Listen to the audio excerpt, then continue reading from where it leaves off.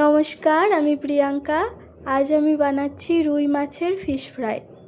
আমি এখানে রুই মাছের পেটির পিস নিয়েছি। নিয়ে ভালো করে সেটাকে নুন হলুদ দিয়ে সেদ্ধ করে নিয়েছি। তারপর সেদ্ধ করা হয়ে গেলে একটা পাত্রে তুলে ভালো করে একটা একটা করে কাঁটা বেছে নিতে হবে, না হলে খাওয়ার সময় মুখে পড়তে পারে। তোমরা রুই মাছের বদলে কাতলা মাছও ব্যবহার করতে পারো।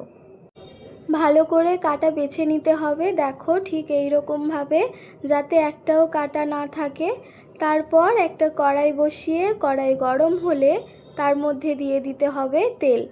তেলটা গরম হলে দিয়ে দিতে হবে কুচনো পেঁয়াজ, তারপর ভেজে নিতে হবে বেশ কিছুক্ষণ।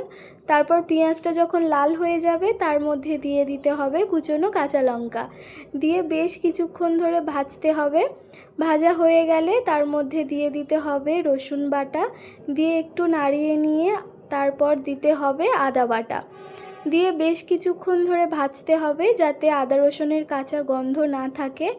তারপর ভাজা হয়ে গেলে তার মধ্যে দিয়ে দিতে হবে লবণ, হলুদ, লঙ্কা গুঁড়ো, জিরে গুঁড়ো, ধনে গুঁড়ো, দিয়ে একটু মাখিয়ে নিতে হবে।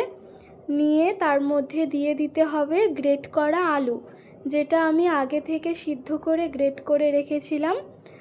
দেওয়ার পর সেটাকে ভালো করে মাখিয়ে নিতে হবে। মাখানো হয়ে গেলে তার মধ্যে দিয়ে দিতে হবে সেদ্ধ করা মাছটা, দিয়ে ভালো করে মাখিয়ে নিতে হবে। দেখো ঠিক এইভাবেই মাখাতে হবে। মাখানো হয়ে গেলে তার মধ্যে দিয়ে দিতে হবে ধনেপাতা কুচি।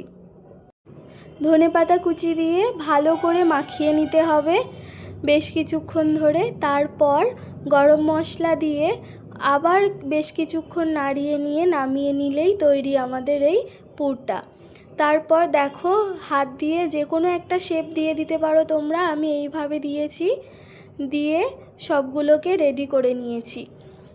আমি দ্বিতীয়বার আবার দেখালাম যাতে তোমাদের বুঝতে সুবিধে হয়।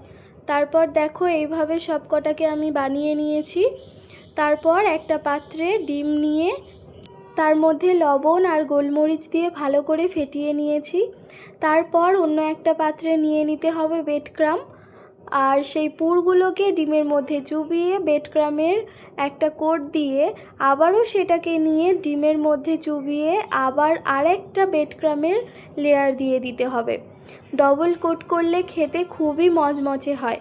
এরকমভাবে প্রত্যেক কটাকে রেডি করে নিতে হবে। তারপর একটা কড়াই বসিয়ে কড়াই গরম হলে তার মধ্যে দিয়ে দিতে হবে পরিমাণ মতো তেল।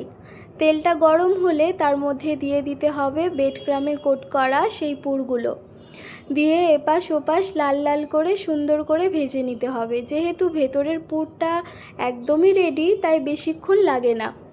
তারপর প্রত্যেক কটাকে এইভাবে ভেজে নিয়ে তুলে নিতে হবে। তারপর তোমরা সস বা কাসুন্দির সাথে এটাকে সার্ভ করতে পারো, সঙ্গে স্যালাড। Thank you.